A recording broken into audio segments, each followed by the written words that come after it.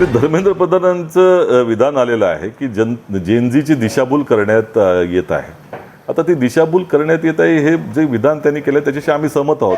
कारण गेले 3-4 महिन्यापासून ज्या पद्धतीनं देश पातळीवरती काँग्रेस पक्ष आणि इतर सगळेजण आंदोलन करत आहेत त्या कालावधीमध्ये आणि किंवा त्याच्याही आधीच्या कालावधीमध्ये ज्या वेळेला जे विधेयक आणलं गेलं होतं पेपर लीकच्या विरोधामध्ये 2024 साली, ही सातत्यानं भारतीय जनता पक्ष दिशाभूल करत आहे. त्यामुळे दिशाभूल जर कोण करत असेल तर ते भाजपा, धर्मेंद्र प्रधान आणि नरेंद्र मोदीजी करत आहेत.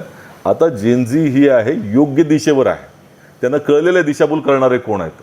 त्यामुळे एकंदरच तुमचा जो राजीनामा जेनझीने घेतला ती दिशा योग्य होती. आता कुठल्याही परिस्थितीमध्ये केंद्र सरकारला या आपली जबाबदारी टाळता येणार नाही. जेनझीने ही दिशा जबाबदारी निश्चित करण्याची योग्य तऱ्हेनं ठरवलेली आहे आणि पुढच्या कालावधीमध्ये कितीही प्रयत्न केले यांनी जनतेचा आवाज दाबण्याचा, जनतेची दिशाभूल करण्याचा, जेनझी योग्य दिशेला आहे.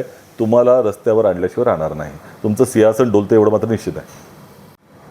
आम्हाला आत्ताच समजलं आहे की सोमवारी राष्ट्रवादी काँग्रेस शरदचंद्र पवार गटाचे खासदार हे पंतप्रधान नरेंद्र मोदींना भेटायला जाणार आहेत आणि ते महाराष्ट्राच्या प्रश्नांवरती चर्चा करण्यात असं समजतं.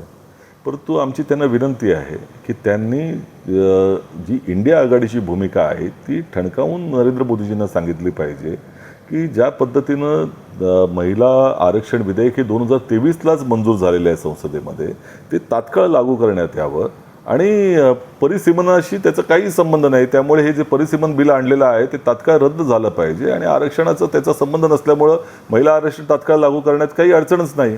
त्यामुळे ही ठणकावून त्यांनी सांगण्याची आवश्यकता आहे असं आमची त्यांना विनंती आहे. जेणेकरून हे विधेयक आणायचा ज्यांचा प्रयत्न असेल तरी इंडिया आघाडीची एकता आणि यावरची भूमिका किती ठाम आहे ही कळल्यानंतर थोडंसं ते डगमगून जातील अशी आमची त्या ठिकाणी अपेक्षा आहे. त्यामुळे शरदचंद्र पवार गटाच्या खासदारांनी अशा पद्धतीनं जर सांगितलं तर अधिक चांगलं होईल अशी आमची अपेक्षा आहे.